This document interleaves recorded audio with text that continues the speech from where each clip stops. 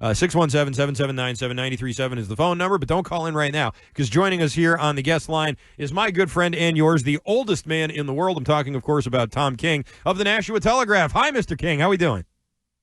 You didn't want him to draft Drake May? No. What'd you want him to draft? Me? Oh, not that either. There's some other players in there that I kind of liked.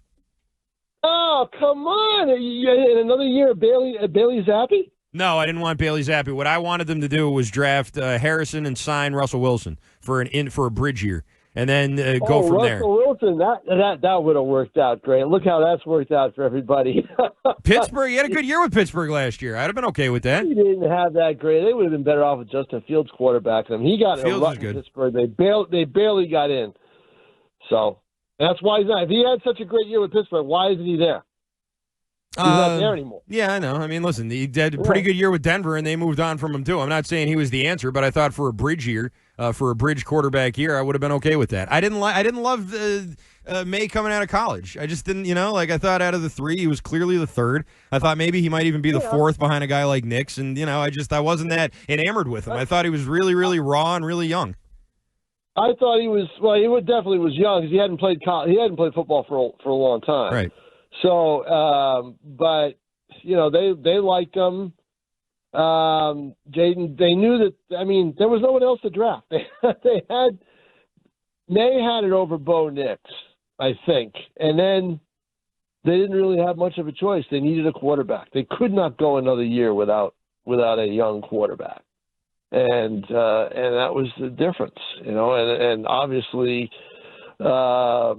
They almost screwed it up last year. Luckily, May, I think, is of the personality and of the confidence and of the ability to take whatever coaching he gets, but also toss out some of the bad stuff. Yeah. And he's been able to do that. And with Josh McDaniels, I don't think there's much bad stuff, and he knows that. So the kid is really good. I mean, I think he's great off the field. I think he's really good on the field. I told you during training camp, he just looked more confident, and I think you saw that. He didn't look confident in the opener, but he looked a lot more confident. Obviously on Sunday night, that was quite a show. It was the May and Diggs show, and get used to it. Get used to it. I mean, until teams figure it out, which they may, eventually, but. Now we may get back into the world of traffic on Route 1 and flexing games and everything else, because if this team continues to do it, because I do follow the theory that they're going to be favored in the next 4 games. And, if that's the case and they go 7-2, oh my goodness, everybody's going to be really excited. And it would take a lot given the failures of other teams in the AFC and maybe the perceived weakness of the AFC for the Patriots not to be a playoff contender, or at least, or even get into the playoffs as a wild card down at the end of the season. You were talking about an identity, and I think we saw a good chunk of what Vrabel wanted to see for an identity early on in the game. You saw a physical team. They were the hitting in that game early on was unlike the other 4 games. It was a violent game to start, and it kind of stayed that way, I thought, throughout the game. And that's the kind of game, Mike. We both saw Vrabel play when he was a player. I mean, he was that kind of a guy, And they wanted to see some hard hitting. They wanted to see some big tackles, and they just wanted to see a little bit of a tenacity. Anybody can beat Carolina like they did last week. That showed me something too, but because they blew away a lousy team. But boy, the hitting in that game and the intensity in that game on Sunday night was right up Mike Vrabel's alley. I'm sure, and it seemed to be, and it seemed like he was very pleased with what was happening out there. And I think that's another part of this entire game and narrative that's sort of being overlooked is the fact that the Patriots scoring 23 points was great, and Drake May looked awesome. He had a couple of real signature plays. But the story of the game, in my opinion, is that Buffalo got held to under 30 points. They were averaging 33 points a game. And you held them to 20 at home, and on prime time with Josh Allen and everything else. so far, I know it's early on in the year, but I don't know that a lot of other teams are going to be able to do that to that team.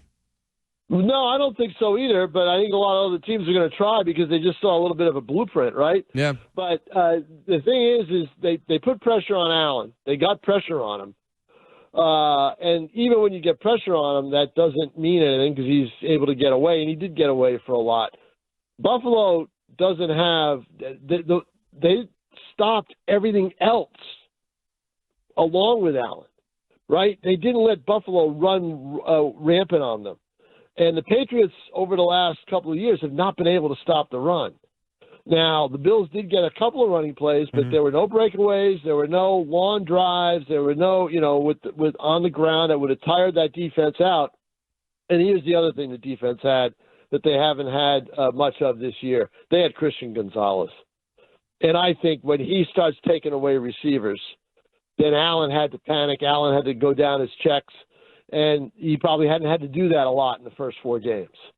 But Gonzalez really makes a difference with that defense. I think we saw that on Sunday night. But, boy, I can't get enough, and I'm not a Patriots fan, but I can't get enough of Vrabel being outside that locker room and greeting every single player when they go in. Could you imagine Bill Belichick doing that? You kidding me? He didn't greet anyone. He didn't greet. Oh, that's for sure. He certainly didn't greet us. He's a player's coach. And what Vrabel is able to pull off is he's able to let them know who's in charge and make them like it. Right.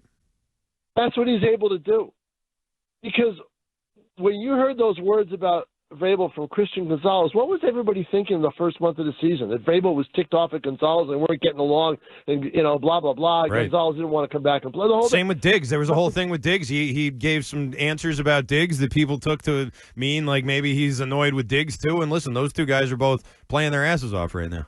Oh, I bet he was annoyed with Diggs in June. Maybe he was. But... I think he was very annoyed with Stephon Diggs in June. But it hasn't. He didn't treat it in a way that ruined the relationship with the player like Belichick would have done. And he hasn't done that with Ramondre Stevenson. Right. All right. And it may hurt him. It may come back to hurt him. But he said, we need him. And you know why they need him? Because they only had 3 running backs. Yeah, and right. Now they need him even more than ever because they only have 2. So those are the things that, Vrabel plays it pretty well, he wanted Diggs. He got Diggs for a reason, and he wanted to make sure Diggs would succeed, but he couldn't put up with what happened. He couldn't let things get out of hand in June like they almost did.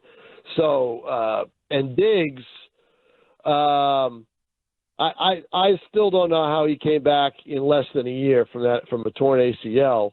But look at some of the moves that he put on the other night. That when he extended a play, down, I think it was 25 or 30 yards, in the first half, and just kind of, just ran circles around the defender until he could get free, and he did. And I think, that's the Stephon Diggs that everybody remembers, right? That's the Stephon Diggs that Josh Allen loved. Sure.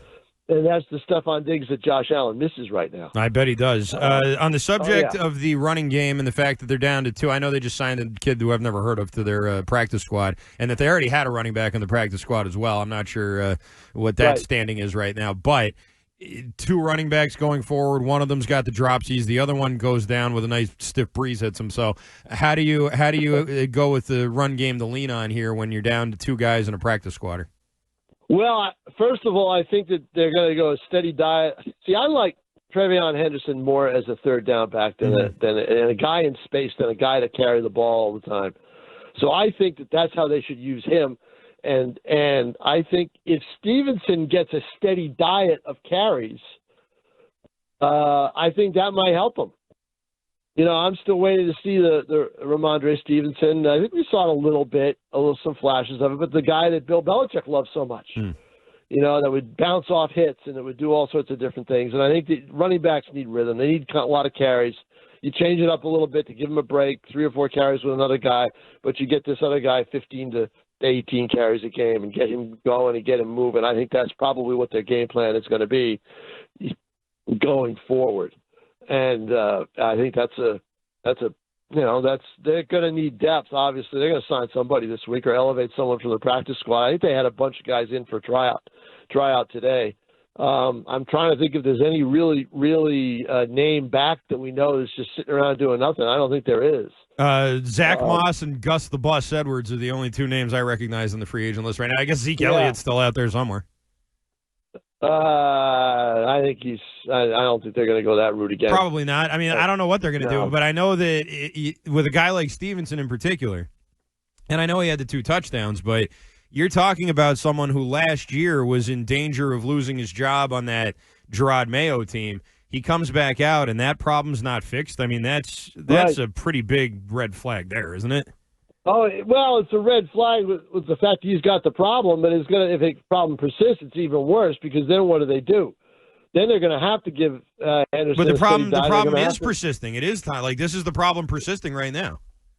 Well, I mean, going forward, we'll see how it goes. I guess. That's just going to have to wait and see because they don't have a lot of depth, and Vrabel knew that, so he didn't want to bench him, and I think that's why. And now he knows he's got to have him, and what do? They give him the ball in practice, and they have like 500 guys, try to knock it out. You have him carry the football around the building. Try to knock it out of his hands then. Mm-hmm. That's what they do. That's what they do in the NFL. That's what guys do to try to cure guys of fumbling. Maybe give Tom Coughlin a call and see how he got Tiki Barber to stop doing it. He can save Barber's career. Yeah, that was a big problem for him. He was right. He was it. But here's another thing about Vrabel. Attention to detail. Everybody thinks he's okay, great players coach, blah, blah, blah. Motivator, right, yeah. And the thing was, if you noticed, towards the end of that first half, when he got that timeout with 4 seconds, it was with 18 seconds left, but the clock said 17. What did he do? He went to the ref and said, "Hey, look, you got to put another second back on the clock." Right. Yeah. They kicked the field goal with 1 second left on the clock to end the half. They won the game by 3 points. Attention to detail. That's what Vrabel wants to see in his players. And I think we saw that from Mike Vrabel on Sunday night. All right, very good. Tom King is already done here. I whizzed right by, as usual, as we react to a nice win for the Patriots over the Buffalo Bills, and we look ahead to next week as well. We'll talk to you again very soon, my friend. Old people can move fast. I know. We'll have you out there. We'll have you out there trying out at running back. We'll get you in the Oklahoma drills. How about that? Well, he could have been drafted. You never know. So true. All right, Christian, listen, great being on. Thank you very much for having me. As always, Tom King, Nashua Telegraph, joining me here on the Christian Arcand Show. Go ahead and follow him on Twitter at @Telegraph_Tom K.